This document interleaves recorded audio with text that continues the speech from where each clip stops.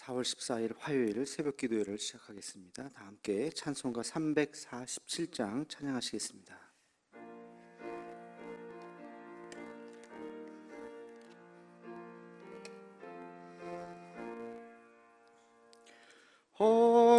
허락하신 새 땅에 들어가려면 마음의 준비 다하여 힘써 일하세. 여호수아 본받아 앞으로 가세. 우리 거할 처소는 주님 품일세. 시험할 난 당해도 낙심 말고서 맘의 걱정 버리고 힘써 일하세. 여호수아 본받아 앞으로 가세. 우리 거할 처소는 주님 품일세. 앞서 가신 예수님 바라보면서 모두 마음을 아파여 힘써 일하세. 여호수아 본받아 앞으로 가세.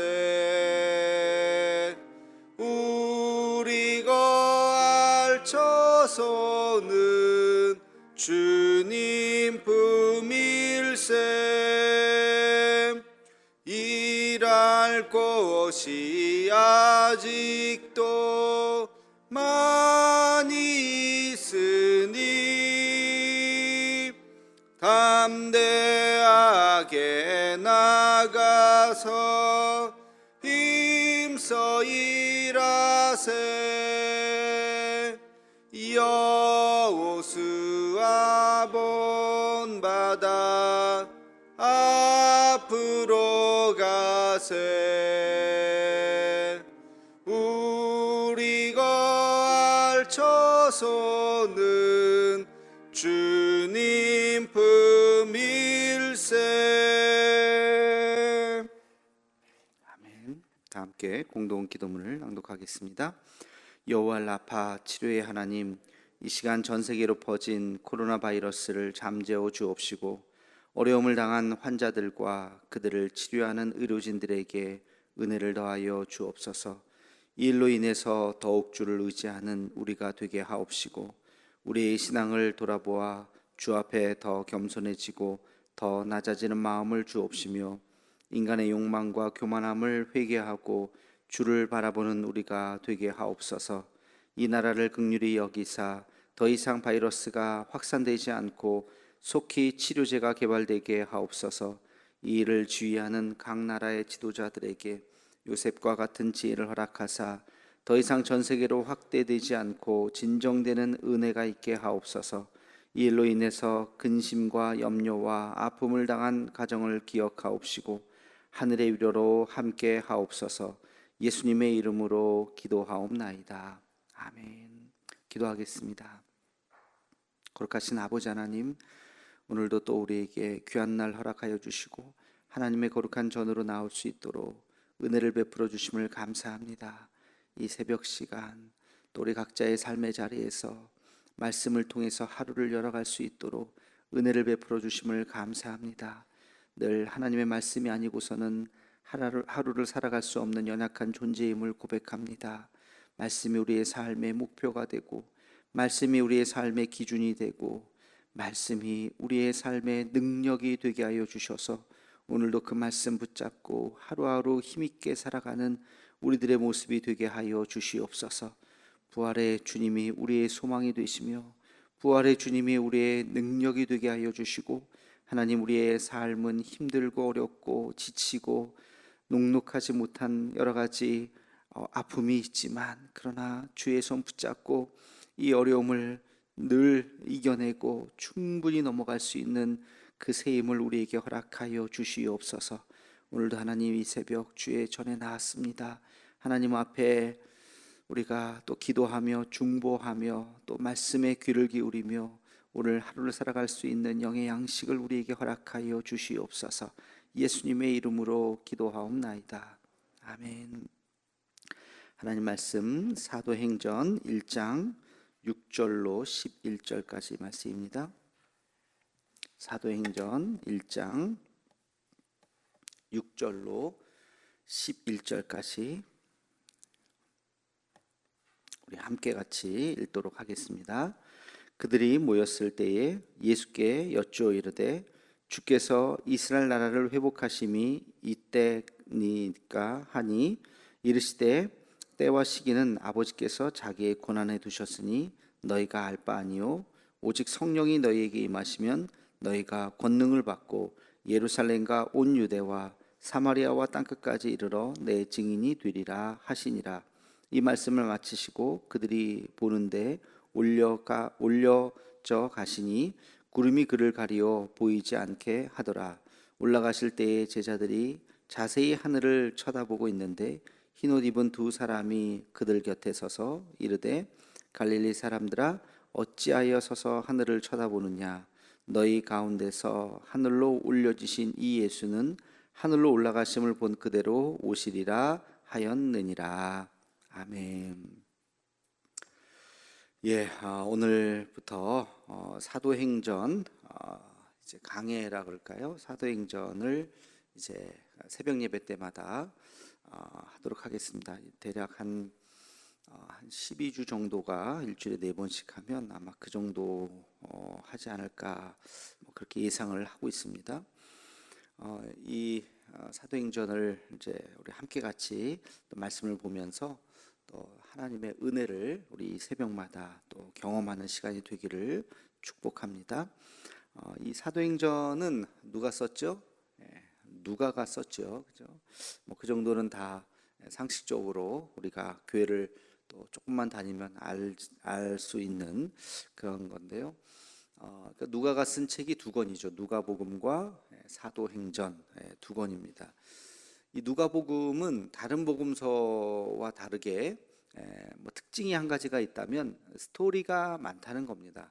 다른 것도 물론 스토리가 있지만 그 중에 특별히, 그러니까 장수는 28장으로 마태복음이 장수는 제일 많지만 절수를 따지면, 분량을 따지면 24장밖에 안 된 누가복음이 훨씬 더 분량이 많습니다. 그러니까 이 마태복음보다도 누가복음이 더 많이 기록되어 있어요. 절수가 뒤로 가면요 70절, 80절 되는 것까지 막 나옵니다. 그 얘기는 누가복음의 분량이 많다는 것은 누가복음의 스토리가 굉장히 많습니다.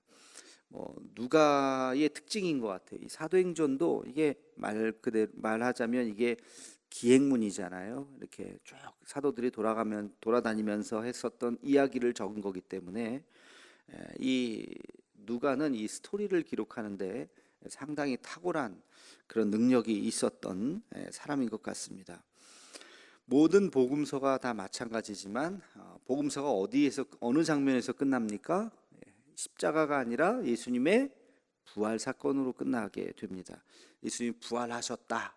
그 다음 부활하신 예수님이 제자들을 또 여인들을 사람들을 만나셨다. 사람들이 다 놀라셨다. 그 정도 얘기까지 해서 다 복음서가 다 끝나죠.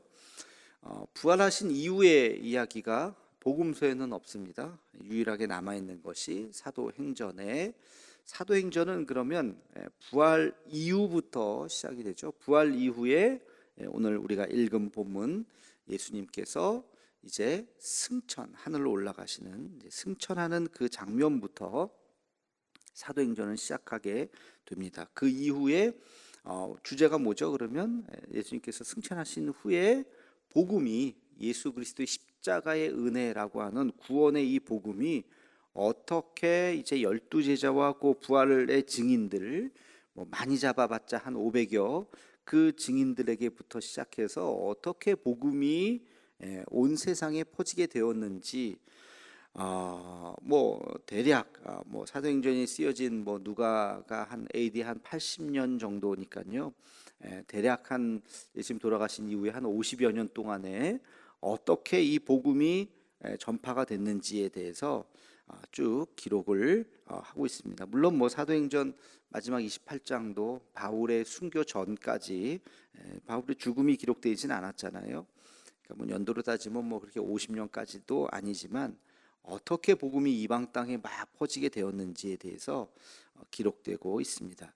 형식적으로는 데오빌로 1절에 보면 이렇게 시작하죠. 1장 1절에 보면 데오빌로요 내가 먼저 쓴 글에는 무릇 예수께서 행하시며 가르치시기를 시작하신부터 내가 먼저 쓴 글, 이게 바로 누가복음을 이야기하는 거죠.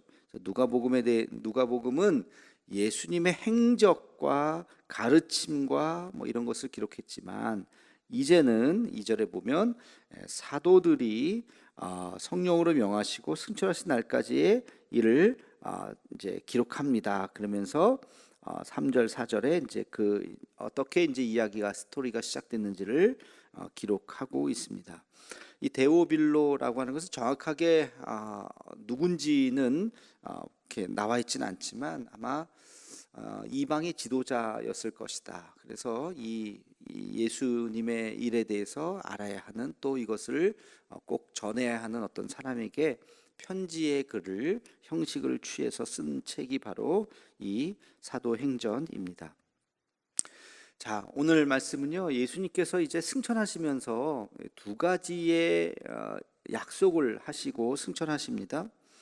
첫 번째는 예수님께서 직접 하신 말씀은 아니지만 그러나 비슷한 말씀을 하세요. 근데 이제 천사들이 하는 이야기예요. 천사들이 거기 11절에 보면 갈릴리 사람들아 어찌하여 서서 하늘을 쳐다보느냐, 너희 가운데서 하늘로 올려지신 이 예수는 하늘로 올라가심을 본 그대로 오시리라 하였느니라. 다시 오시리라. 이게 뭐예요? 재림이죠. 재림의 약속.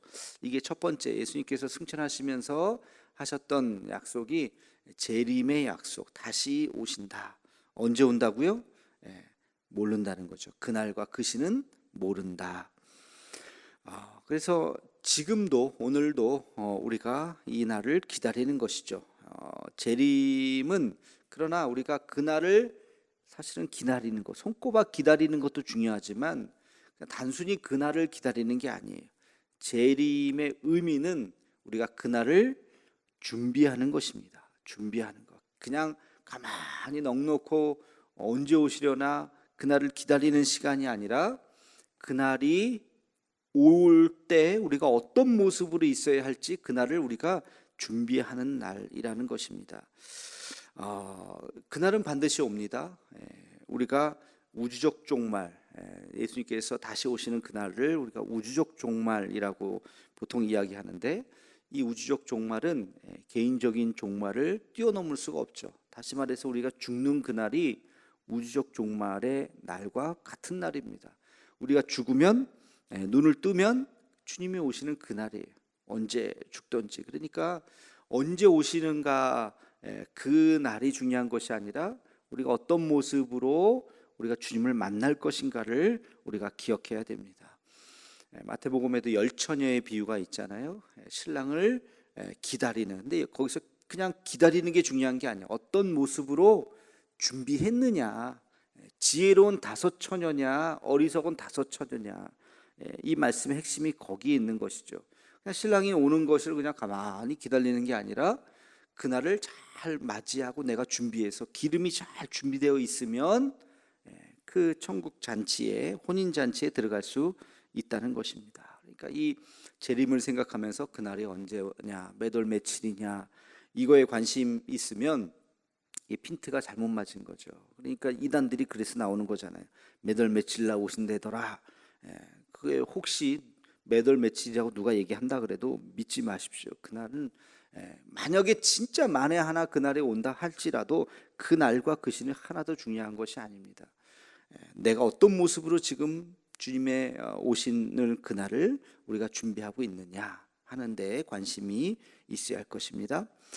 두 번째는요, 어떤 약속이냐. 예수님께서 올라가시면서 승천하시면서 하신 약속은 성령을 내려줄 것이다 라는 그 약속입니다. 성령,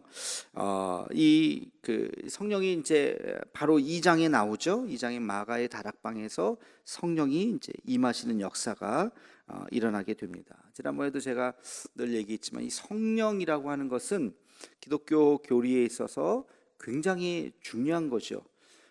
이 기독교의 아주 독특한 특징이 있다면 바로 이 성령론이라고 말할 수 있습니다. 지금도 이 시대, 우리 2000년대를 살아가고 있는 이 시대는 바로 성령 시대다, 그렇게 이야기를 합니다. 성령은 우리와 늘 동행하시고 지금 이 순간에도 저의 마음속에 또 여러분 마음속에 지금 이 자리에 이 성전 가운데 성령께서 함께 하시는 줄로 믿습니다. 이게 성령의 역사, 성령은 지금 우리와 함께 하시는 거예요. 우리는 성령을 더 가깝게 모셔야 합니다. 2장에 가서 제가 성령의 강림에 대한 이야기를 할 때 조금 더 자세하게 말씀을 드리도록 하고요. 이 사도행전은 바로 이 성령의 역사를 기록한 책이에요. 그래서 사도행전에 별명이 있다고 그랬죠. 무슨 행전이에요? 성령행전이다. 그래서 이 사도행전은 성령행전이에요. 이 성령에 대한 단어도 많이 나올 뿐만이 아니라 성령에 대한 역사가 많이 기록된 것이 바로 이 사도행전입니다. 앞으로 사도행전을 읽으면서 우리가 성령에 대해서 더 깊이 또 이해하고 또 경험하고 또 체험하는 우리 모두가 되기를 주의 이름으로 축원합니다. 기도하겠습니다. 거룩하신 아버지 하나님, 오늘부터 이제 사도행전 새벽 예배 또 강해를 시작합니다. 날마다 잊지 않고 또 우리 예배당에 와서 또는 영상으로 우리가 사도행전의 말씀을 읽고 깨닫는 동안 또 성령을 깊이 있게 만나고 성령 하나님의 역사하심을 경험하는 우리 모두가 되게 하여 주옵소서. 성령 하나님, 오늘도 우리와 동행하여 주시고 우리의 삶 가운데 하나님의 거룩하신 능력이 나타나는 오늘 하루가 되게 하여 주옵소서. 예수님의 이름으로 기도하옵나이다. 아멘.